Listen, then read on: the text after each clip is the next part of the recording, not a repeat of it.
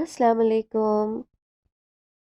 Good to have you at Urdu Audio Books.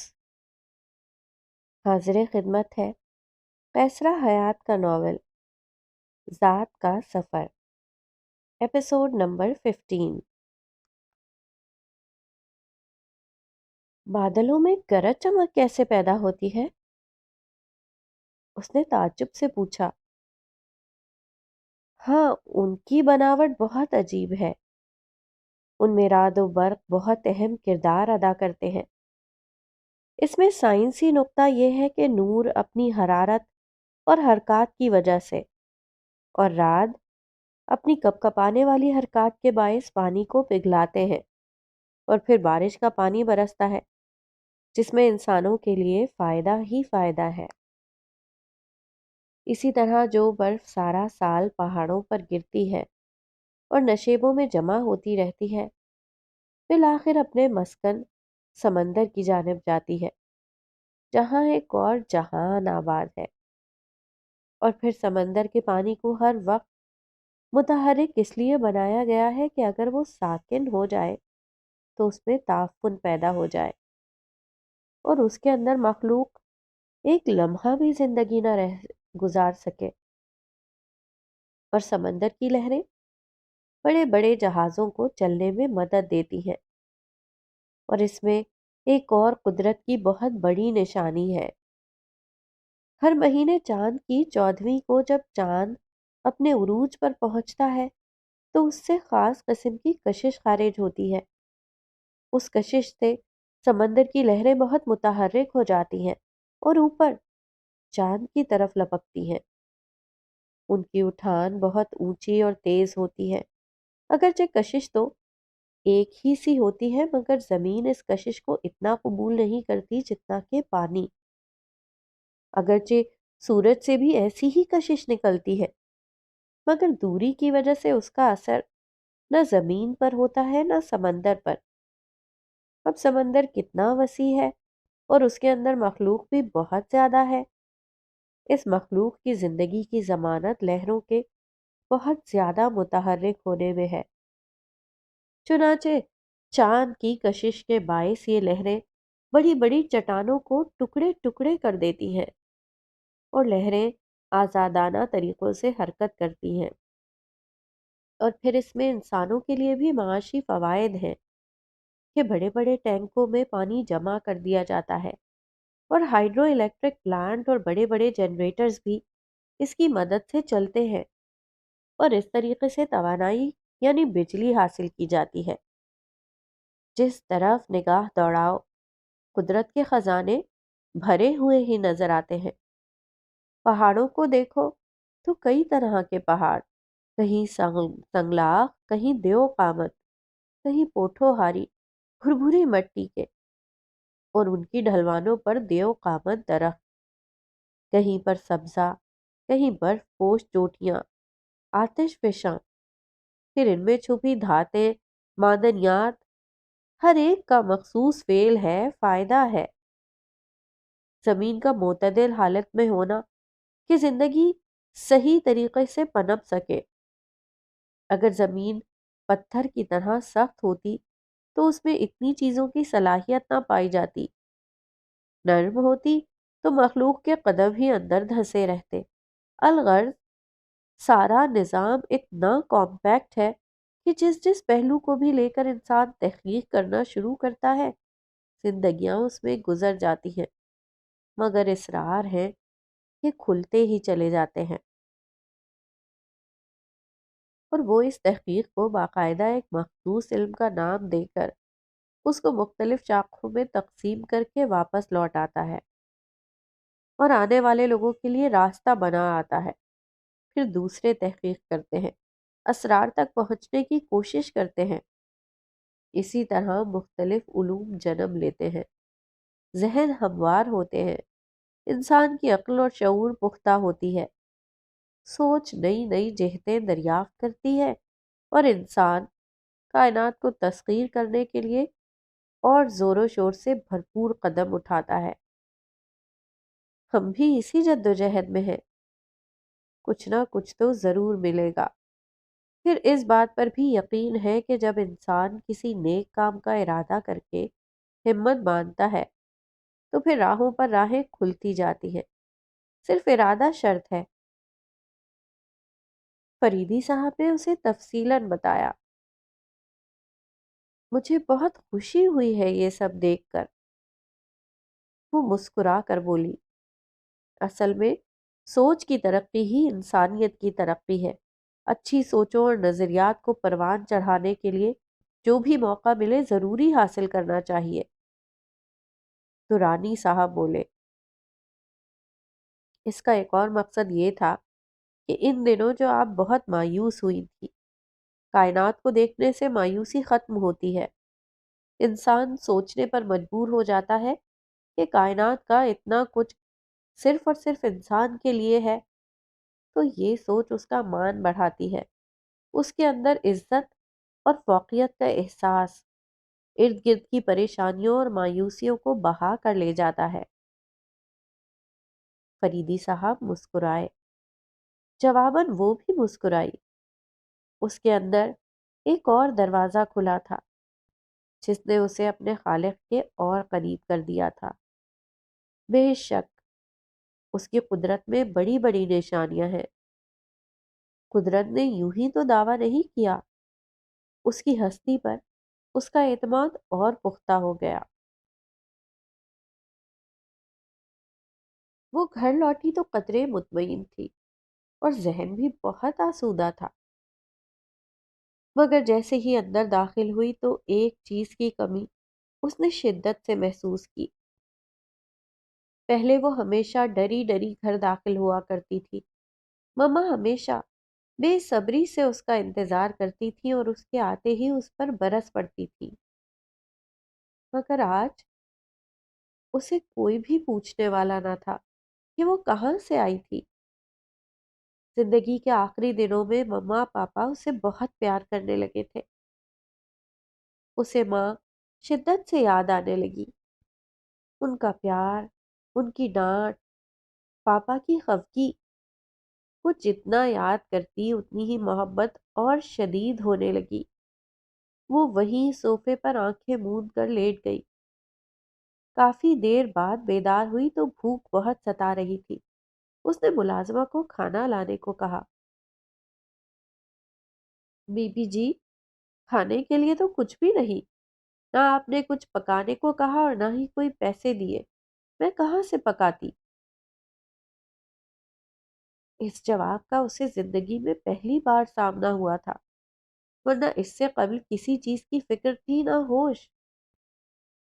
اب زندگی کے یہ تقاضے بھی پورے کرنے پڑیں گے۔ فریج سے کچھ لے کر پکا لیتی، اس نے پریشانی سے کہا۔ بالکل خالی ہے جی، آپ جہاں جاتی ہیں اتنا ٹیم لگا دیتی ہیں، ضرورتوں کا تو آپ کو خیال ہی نہیں، میں کیا کروں؟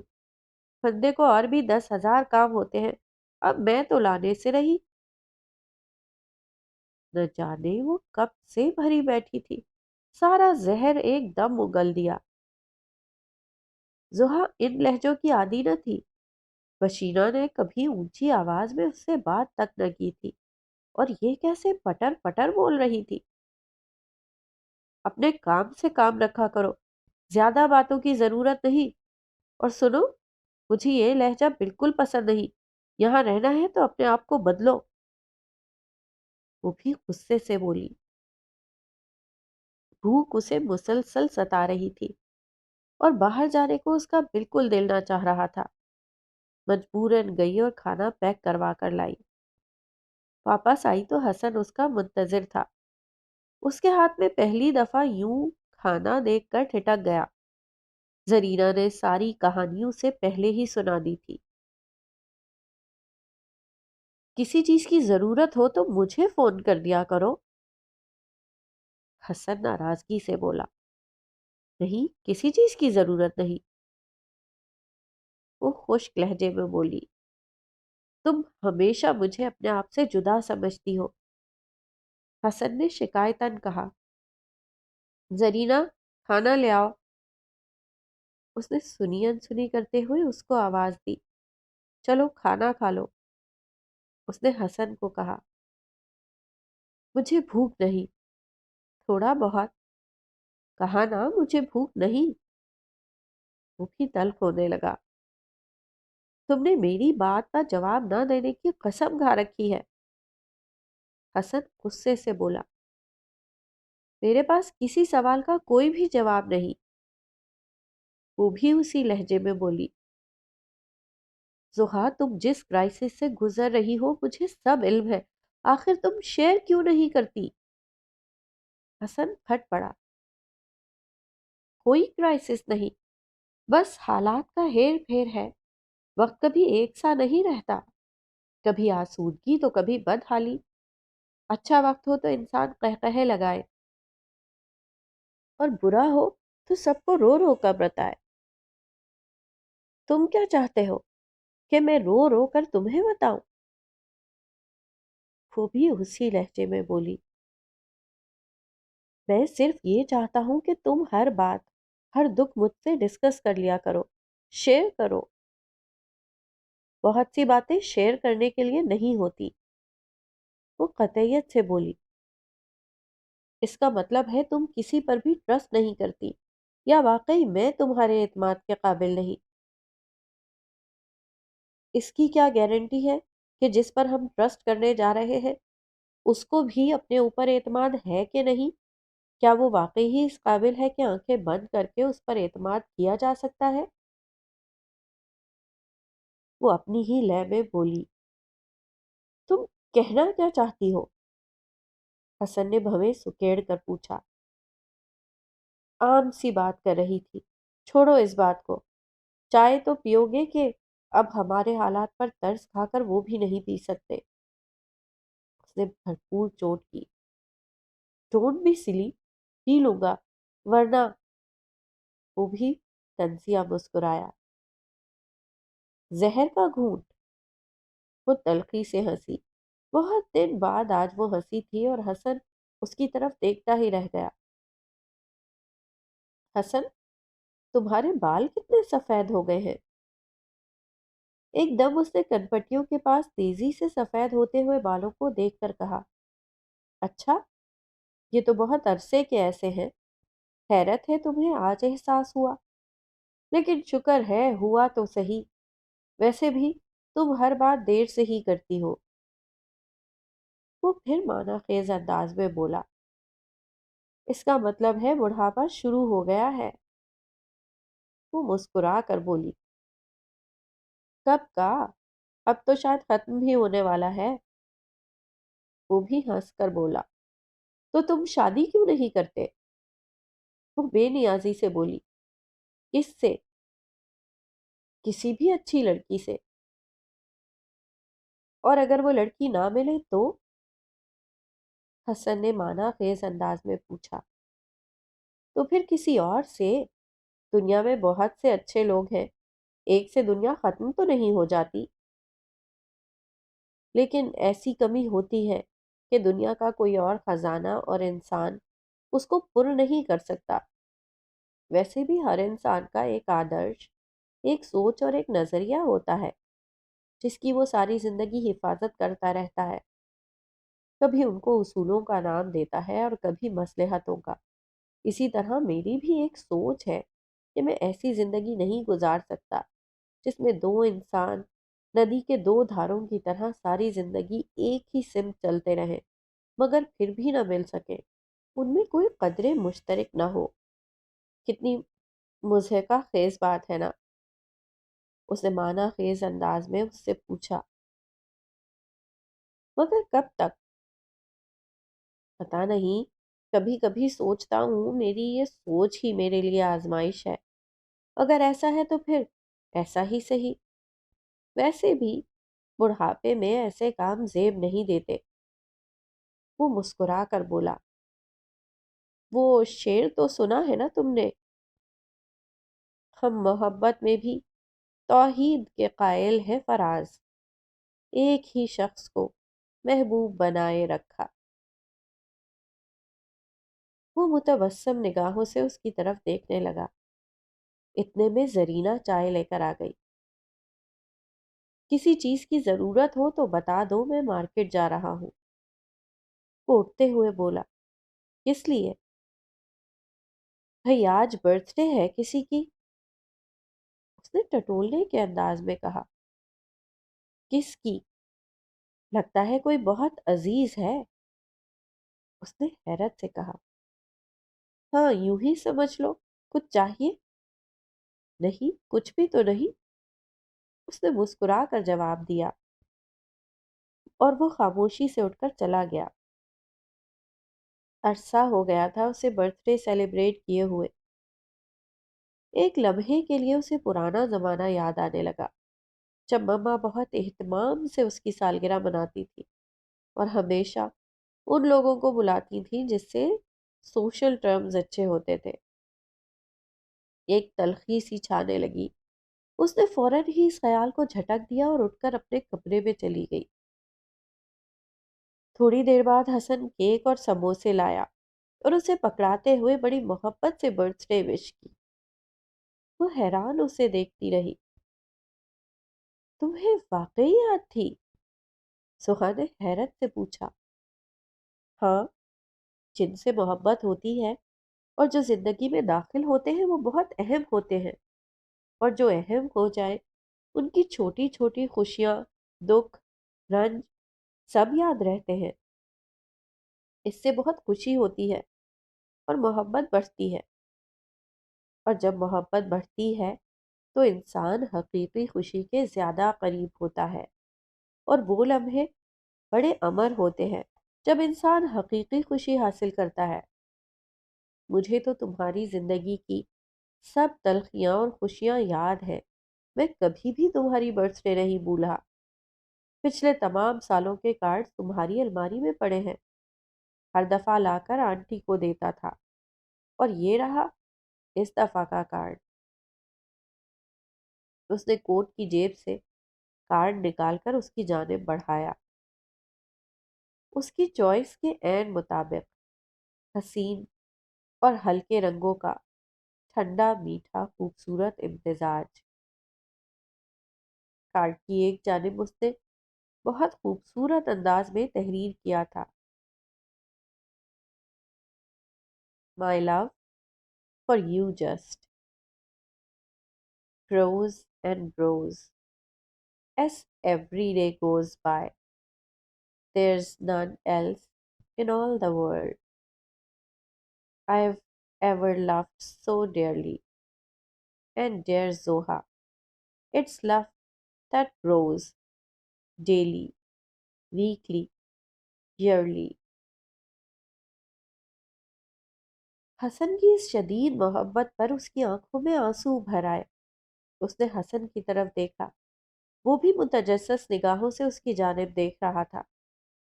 اس کی آنکھوں سے آنسو بہنے لگے اور وہ جلدی سے کمرے سے باہر نکل گئی۔ حسن نے بھی مزید رکنا مناسب نہ سمجھا۔ زندگی میں کبھی کبھی کتنے خوبصورت اور پیار کرنے والے لوگ مل جاتے ہیں کہ کاسا تنگ پڑ جاتا ہے، مگر ان کی محبت کے پھول کم نہیں ہوتے۔ اب اسے کچھ فیصلہ کرنا ہی پڑے گا۔ حسن جا چکا تھا، اسے سخت ندامت ہونے لگی۔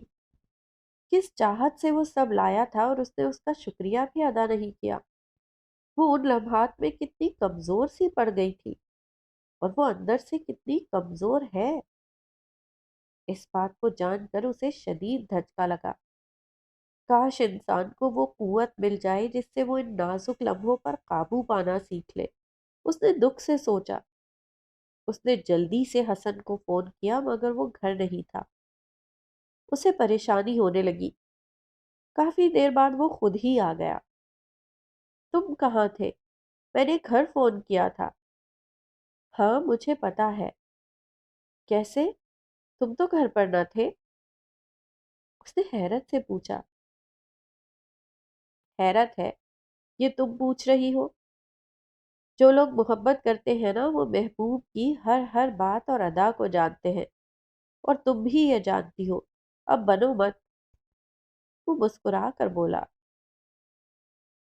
لیکن تم تھے کہاں؟ کہیں بھی نہیں، یوں ہی आवारा घूम रहा था, तन्हा, उदास। वो उदासी से बोला,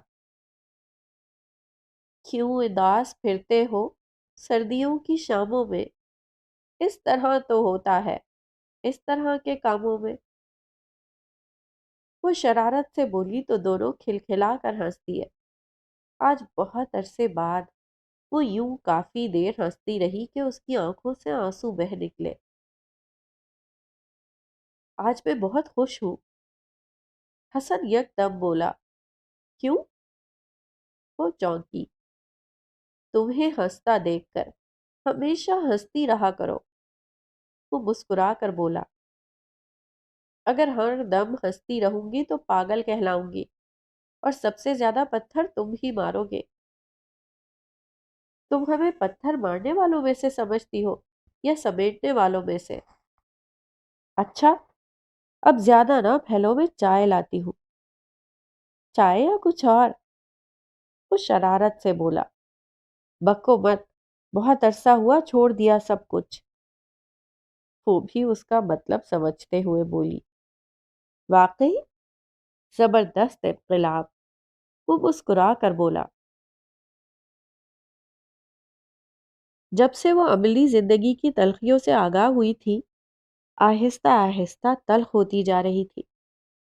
घर के लिए बार बार नोटिस पर नोटिस आ रहे थे।